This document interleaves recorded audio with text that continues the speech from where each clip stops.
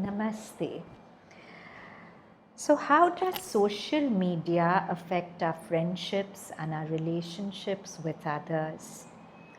I recollect years ago, I had an ex student who very petulantly told me that, Miss, y'all are so lucky you didn't have mobiles in your school and college years. So I said, why?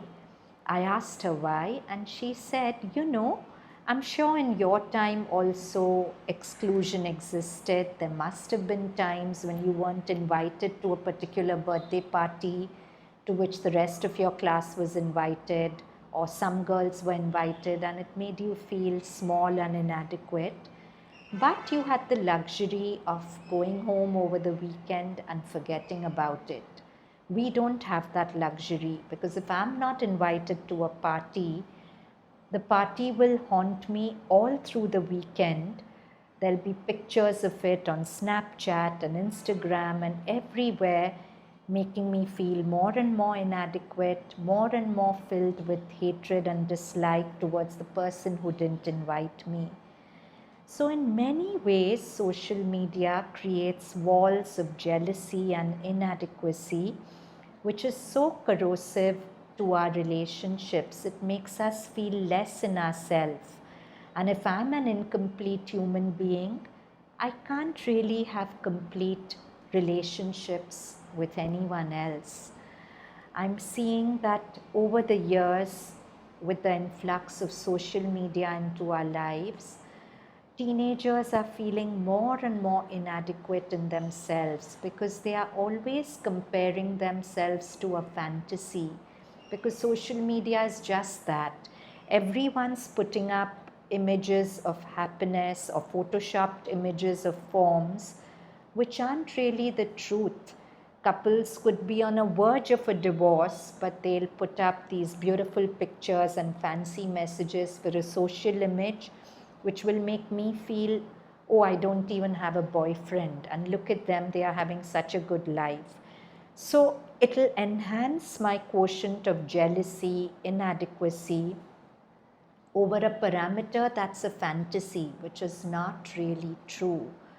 Secondly, social media and our addiction to getting likes on it makes us stop living. Once I was with a friend on the banks of River Kaveri. It was so beautiful, the waters, the whole scenery. And this group of adolescents came along and they started clicking pictures. I thought that's good, it's a beautiful scenery, they should click pictures. But I watched them for 20 minutes. They splashed waters on each other, posing for pictures. They didn't enjoy the waters of Kaveri. They just kept clicking pictures for 20 minutes of them enjoying the water without really enjoying it, and then they left.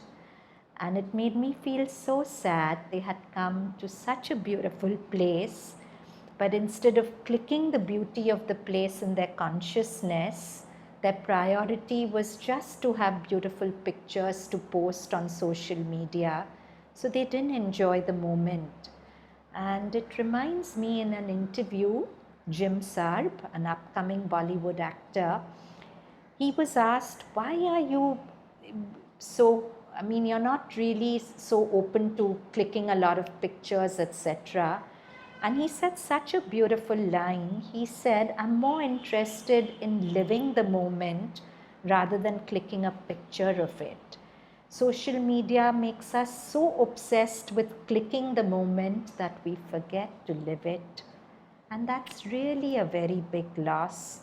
Social media also makes us very restless because those likes are an addiction.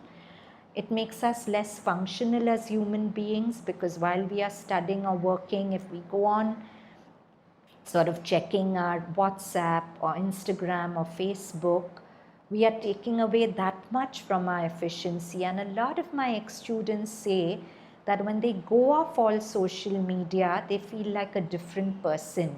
It's like social media is another energy which just possesses them and makes them less than what we are. So I'm not against social media. I'm a lot on social media myself. Social media is a beautiful platform for expression, provided your aim is to express your truth and not just build an image in the mind of people. So it's a double-edged sword. It depends how you use it. If we use it wisely, judiciously, with balance, it's of course a beautiful platform for self-expression and for spreading goodness. Thank you very much.